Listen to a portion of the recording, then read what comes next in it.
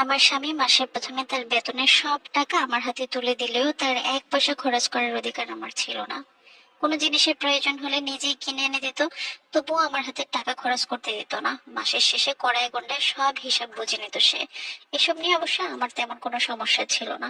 সমাজে ভালো থাকতে হলে কিংবা সমাজের ভালো নামক তকমাটা পেতে গেলে চোখ থাকতে অন্ধ আর মুখ থাকতেও বোবা সাজতে হয়। কালে ভদ্র নিজেদের কাছে খারাপ লাগলেও কখনো মুখ ফুটে কারো কাছে কিছুই বলেনি। গতকাল আমার ভাই কল দিল। খারাপটা আমার তখন থেকেই শুরু হলো। আমাকে ফোন দিয়ে বললো, আপু আমাকে 1,000 টাকা দিতে পারবে? কলেজে লাগবে। আব্বা আম্মা যতটুক পেরেছে জোগাড় করেছে, কিন্তু 1,000 টাকা কারো কাছেই পায়নি। শেষ ভরসা হিসেবে আমি তোকেই কল দিলাম।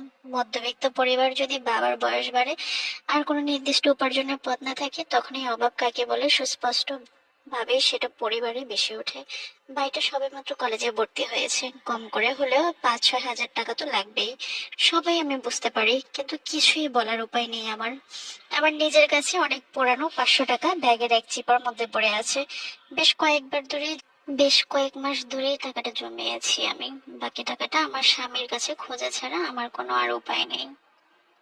সকালবেলা যখন নাস্তা করতে বসলো, তখন আমি তাকে বললাম, আমাকে 500 টাকা দিতে পারবে? সে অবাক হয়ে বলল, এত টাকা দিয়ে তুমি কি করবা? তার কথা শুনে আমি অবাক হই। আসলে আমার ছোট ভাইয়ের ভর্তিতে লাগবে, সেজন্য তুমি যদি দিতে পারো তাহলে উপকার হবে। সে সঙ্গে সঙ্গে আমাকে একটা বাজে উত্তর দিল যে, তোমার মা বাবা কি দুনিয়াতে বেঁচে নেই যে তোমার ভাইয়ের ভর্তির টাকা আমাকে দিতে হবে? মাসের শেষে 500 টাকার মানে বুঝো তুমি?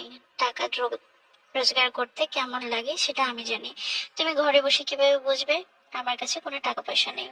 মাসের শেষে যে হাতে টাকা থাকে না, এটা আমি বেশ ভালোই বুঝতে পারি। তবে স্বামীর এমন উত্তরে আমি খুব বেশি কষ্ট পেয়ে গেলাম। কলেজে ভর্তি হওয়ার জন্য যে 500 টাকার কথা, তা আমার স্বামীকে আলাদাভাবে বলে দেওয়ার দরকার হয় না, নিজে থেকেই বুঝতে পারে। আমাকে মানায় না এসব কথা তার সাথে বলার, কারণ আমি অভ্যস্ত না তার সাথে এসব কথা বলে। তারপরও হাত পাতলাম, ভাইকে কি বলবো সেজন্যে। সেদিনের পর থেকে কখনো স্বামীর কাছে টাকা চাওয়ার প্রয়োজন পড়েনি আমার। খুব বেশি প্রয়োজন হলেও নিজের জন্য বা বাপের বাড়ির কারোর জন্য কিছুই চাইনি। আমার স্বামী অবশ্য সেদিন অফিস থেকে ফেরার পথে যেখানে গরুর গোশত আর পোলাও চাল এনে বলছিল বিরিয়ানি রাখতে। অনেকদিন খাওয়া হয়নি, তাই তার জন্য রান্না করেছিলাম ঠিকই, কিন্তু আমার গলা দিয়ে অমন সুস্বাদু খাবার নামেনি। পরের দিন আমার ভাই এসেছিল অনেক আশা করে।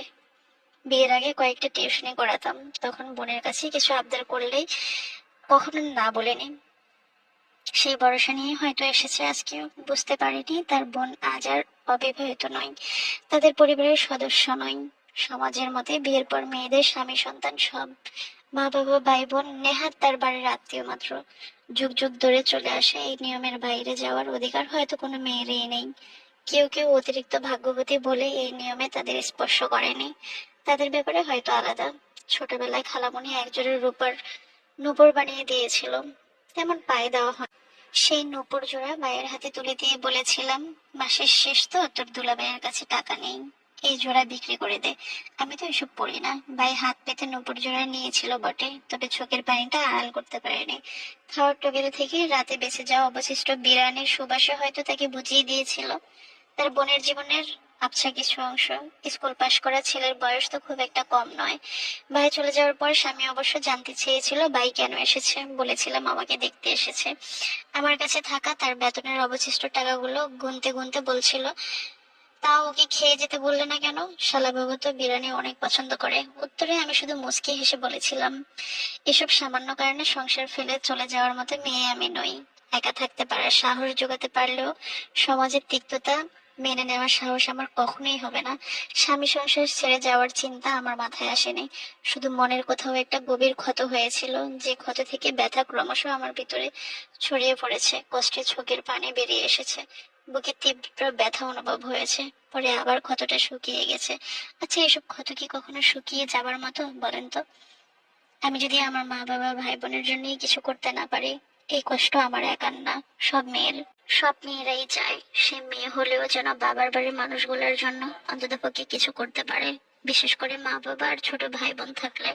কিন্তু আমার মতো অনেক পোড়া কপাল আমাদের সমাজে আছে, যে তারা কিছুই করতে পারে না তার পরিবারের কাছে। মাঝখান থেকে হয়তো শ্বশুর বাড়িতে কিংবা স্বামীর কাছে অবহেলিত লাঞ্ছিত হতে হয়, অপমানিত হতে হয়। আসলে সত্যি